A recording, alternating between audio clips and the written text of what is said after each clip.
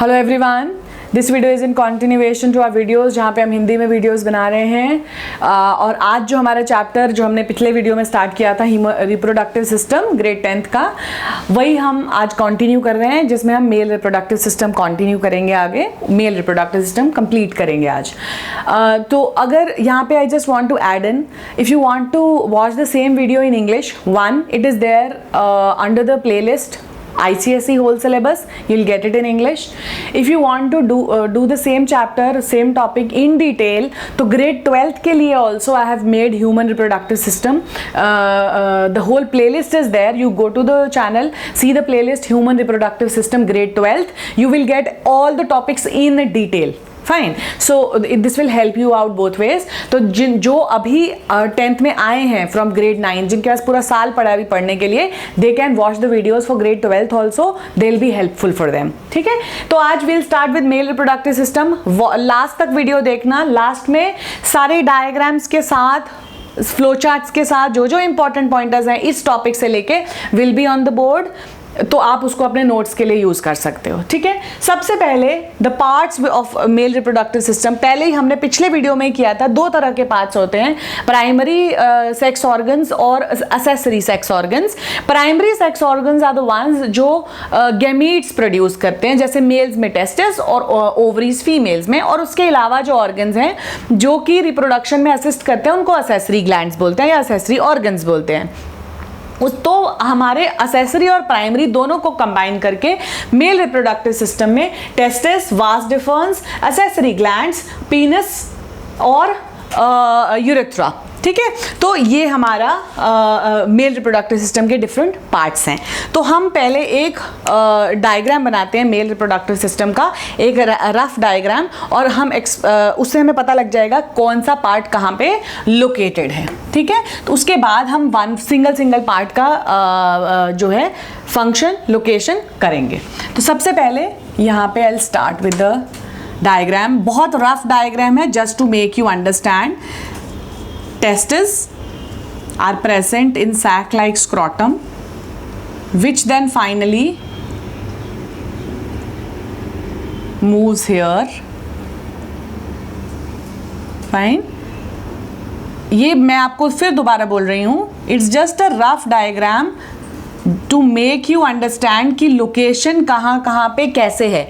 आपको क्लियर बहुत अच्छे से बने हुए डायग्राम्स देखने हैं, तो ग्रेड 12th का जब आप रिप्रोडक्टिव सिस्टम देखोगे आपको एकदम अच्छे से क्लैरिटी हो जाएगी। बट वो थोड़ा सा आपके लिए कंफ्यूजिंग भी हो सकता है, रीज़न भी उसमें पूरे अच्छे से एक्सप्लेन करके सब कुछ बताया गया है। ठीक है, अब हम वही पार्ट्स कर रहे हैं जो कि हमारे सिलेबस में है। उसके अलावा बहुत सारे पार्ट्स हैं, बहुत सारी एक्सप्लेनेशंस हैं, वो हम नहीं करेंगे बिकॉज ICSE 10th में या CBSE 10th में उसके अलावा कोई भी पोर्शन एक्सप्लेन नहीं है, आपके सिलेबस में नहीं है। फिर मैं वही बोल रही हूँ, डिटेल में आपको करना है तो आप मेरा ग्रेड 12th का ह्यूमन रिप्रोडक्टिव सिस्टम प्लेलिस्ट है, जो उसको आप देखोगे 35 to 36 वीडियोज हैं, उसमें पूरा सिस्टम एक्सप्लेन है मेल फीमेल के साथ। You will get everything there. अब हम इसको लेबल करते हैं। Testis, scrotum, vas deferens, urethra, penis. अब हमने वही पार्ट करने हैं अगेन जो हमारे सिलेबस में है। बीच में और भी पोर्शंस हैं जो हमें नहीं करने। एक एडिशनल यहाँ पे पोर्शन है, जो ये टेस्टिस हैं, इनके ऊपर यहाँ पे कॉइल्ड ट्यूब का एक कैप लाइक स्ट्रक्चर होता है जिसको हम एपिडिडमस बोलते हैं। मैं बना देती हूँ यहाँ पे, इसको हम बोलते हैं एपिडिडमस।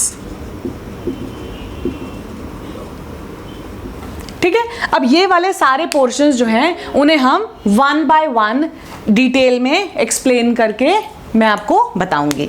तो हम स्टार्ट करेंगे सबसे इंपॉर्टेंट प्राइमरी ऑर्गन से, जो है टेस्टिस। ठीक है, अब टेस्टिस के बारे में आपको क्या क्या पता होना चाहिए। सबसे पहले वन, इट्स लोकेशन। टेस्टिस जो है it is present in thin sac like structure known as scrotum. Scrotum में टेस्टिस प्रेजेंट होता है और मेल रिप्रोडक्टिव सिस्टम में बाहर प्रेजेंट होता है, बॉडी के अंदर नहीं होता है। हमारे मेल्स में जो है एब्डोमेन से जो टेस्टिस है वो बाहर आते हैं बॉडी के, और इनको कवर करता है एक बहुत थिन पतला स्किन लाइक स्ट्रक्चर जिसको हम स्क्रॉटम बोलते हैं। ठीक है, तो location is it is present outside the body, या एक्स्ट्रा एब्डोमिनल भी बोल देते हैं इसको, in a thin sac like structure called scrotum. ठीक है, लोकेशन हमें पता लग गई। सेकेंड, टेस्टिस के बारे में हमें क्या पता होना चाहिए कि टेस्टिस कब बनते हैं। टेस्टिस जो हैं they are form during the embryonic stage. ठीक है, और जैसे जैसे after a few months during the development in the body of the mother, जो टेस्टिस हैं वो इनग्यूनल कैनाल, एक कैनाल है, वहाँ से जो है डिसेंड आउट हो जाते हैं मेल्स की बॉडी से। ये एक ओपनिंग होती है इनग्यूनल कैनाल। तो ये भी एक 1 मार्कर क्वेश्चन है। Name the opening through which testis descend out from the males. Answer is inguinal canal. तो इनग्यूनल कैनाल से जो थ्रू जो है टेस्टिस जो है बॉडी के बाहर आ जाता है and it is covered with scrotum. ठीक है, अब आपको ये पता लग गया कि when it is formed during embryonic stage, embryonic stage of development. ठीक है, थर्ड आपको पता होना चाहिए why is it present outside the body. It is present outside to maintain, अभी मैं आपको एक्सप्लेन करती हूं, maintain the temperature for sperm production. कैसे? हमारे बॉडी का जो टेम्परेचर है वो बहुत हाई है और स्पर्म की प्रोडक्शन के लिए हमारे बॉडी से 2 डिग्री सेंटीग्रेड कम टेम्परेचर चाहिए। अगर टेस्टिस बॉडी के अंदर ही, जैसे कुछ मेल्स में एक एबनॉर्मल कंडीशन होती है कि टेस्टिस जो हैं they are unable to come out of the body और वो बॉडी के अंदर ही रह जाते हैं, तो ऐसे टेस्टिस जो हैं वो स्पर्म्स प्रोड्यूस नहीं कर सकते। क्यों? क्योंकि हमारे बॉडी का जो टेम्परेचर है वो ज़्यादा है, इतने टेम्परेचर पे स्पर्म्स नहीं प्रोड्यूस हो सकते। तो हमारे बॉडी से टेस्टिस जो हैं वो मेल्स के बॉडी से बाहर रहते हैं ताकि जो उनका टेम्परेचर है वो 2 डिग्री सेंटीग्रेड बॉडी के टेम्परेचर से कम हो जाए और उस टेम्परेचर पे स्पर्म्स के प्रोडक्शन हो सके। ठीक है, ये भी एक बहुत इंपॉर्टेंट क्वेश्चन है, रीजनिंग क्वेश्चन में आता है। Give reason why testis are present outside the male's body. Answer is they are present outside the male's body to maintain the temperature of testis for production of sperms because they require 2 degree centigrade less temperature than the body's temperature for production of sperms. ठीक है, तो ये 3 चीजें जो हैं, location उनकी formation कब होती है और why are they present outside the body. उसके बाद we will talk about the structure of testis. Now coming here I just use this space, ये मुझे चाहिए होगी। Structure of testis.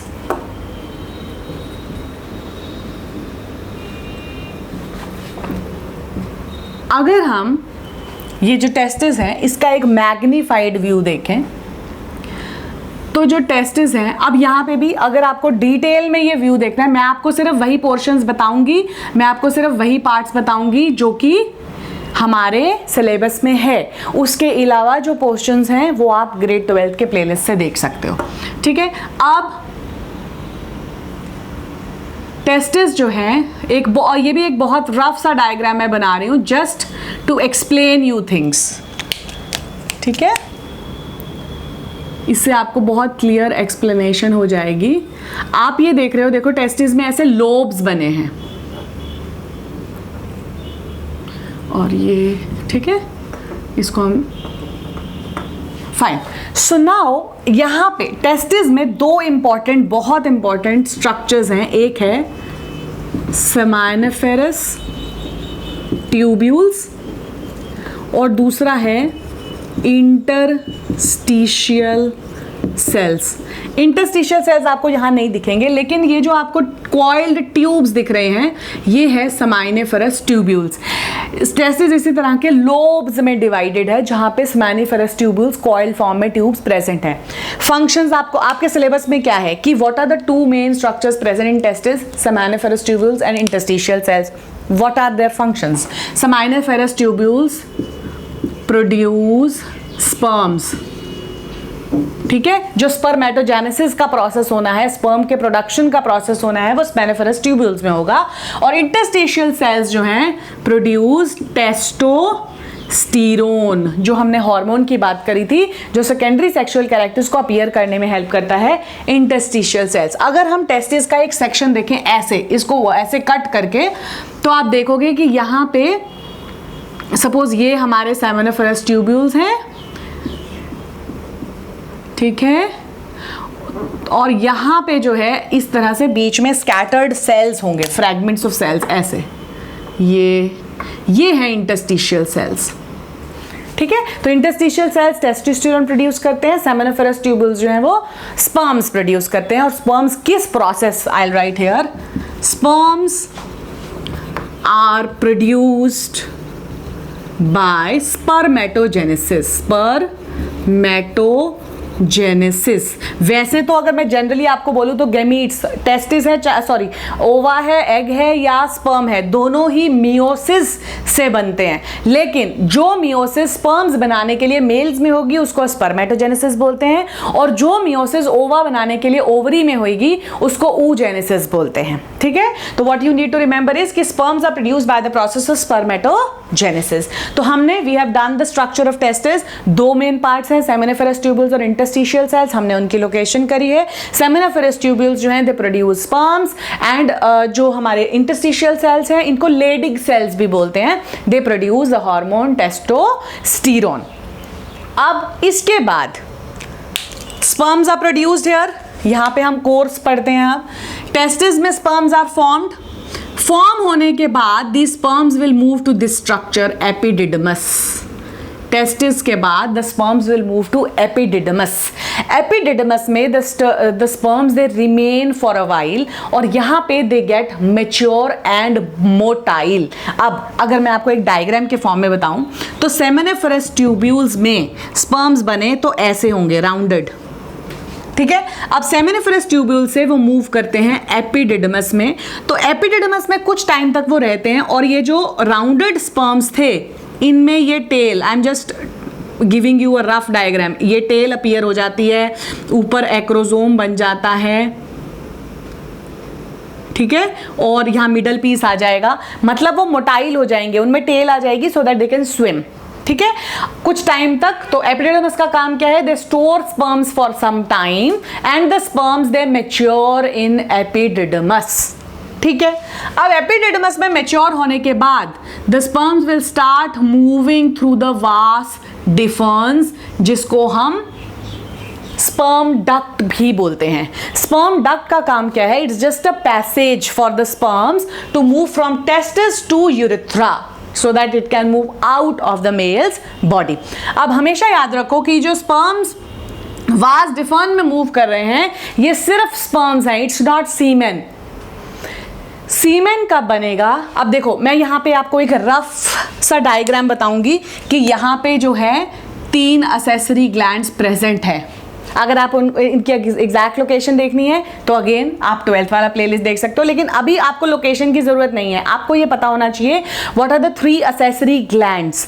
3 accessory glands और उनका काम क्या है। अब जब ये स्पर्म्स यहाँ से मूव कर रहे हैं और इस लोकेशन पे पहुंचेंगे तो ये तीनों असेसरी ग्लैंड्स अपनी अपनी सिक्रीशन इन स्पर्म्स पे पोर करेंगे, ठीक है।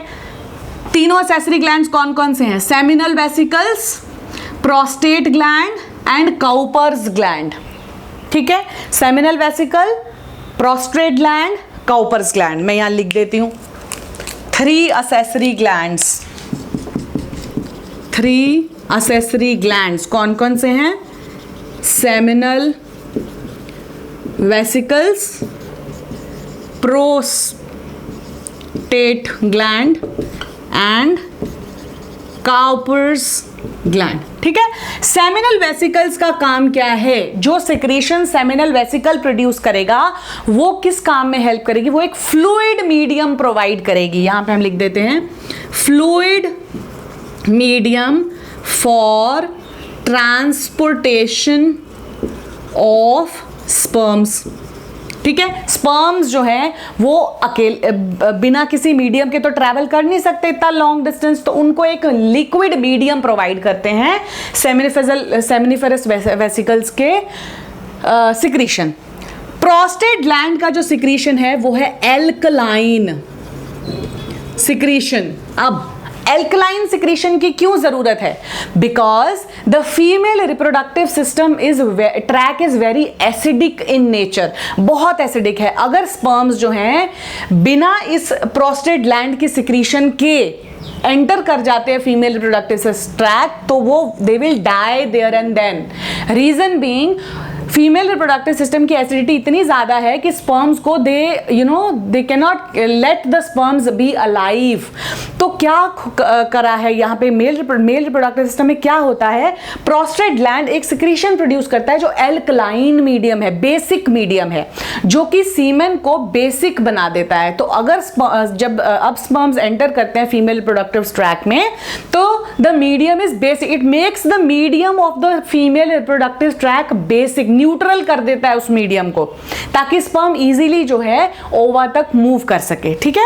तो prostate gland produces N alkaline secretion or a basic secretion.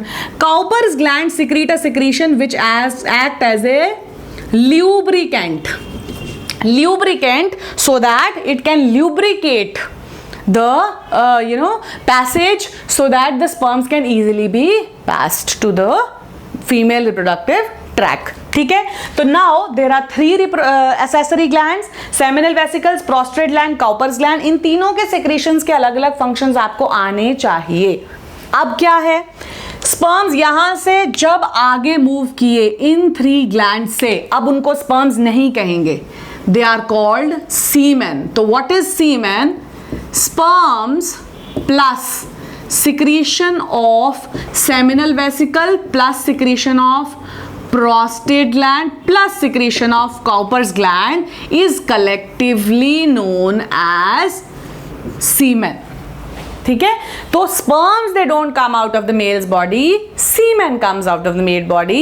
and what is semen? Semen is a mixture of sperms plus secretion from all the 3 accessory glands. Now this semen will be passed out from the body of the male through urethra. Now always remember that urethra is a common opening for urine as well as sperms, ठीक है। अगर आप और detail में system को पढ़ोगे तो आप देखोगे कि यहाँ पे यूरिनरी ब्लैडर भी है, और उसकी जो डक्ट है यूरिनरी ब्लैडर से it is passed here only in the same track, fine, and the urine is also passed out through urethra. So this is the male reproductive system. And one more question here: in a single ejaculation there are 200 to 300 million sperms which are produced in a single ejaculation. ये भी एक question है, why so many sperms are produced? So many sperms are produced to increase the chances of fertilization, because many sperms they die in the passage while they move to the ova. Many of them they are unable to survive, so only one has to go and fuse to the egg to form the zygote. तो इसलिए उनका number इतना large होता है कि chances of fertilisation जो है वो बढ़ जाए, ठीक है। तो this is all about male reproductive system. जो भी इंपॉर्टेंट पॉइंटर्स हैं मैंने यहाँ जॉट डाउन करते हैं आपके ICSE CBSE 10th सिलेबस के हिसाब से, ठीक है। सो इन अवर नेक्स्ट वीडियो हम नया सिस्टम शुरू करेंगे, female reproductive system. So keep watching, liking, sharing, subscribing. Thank you.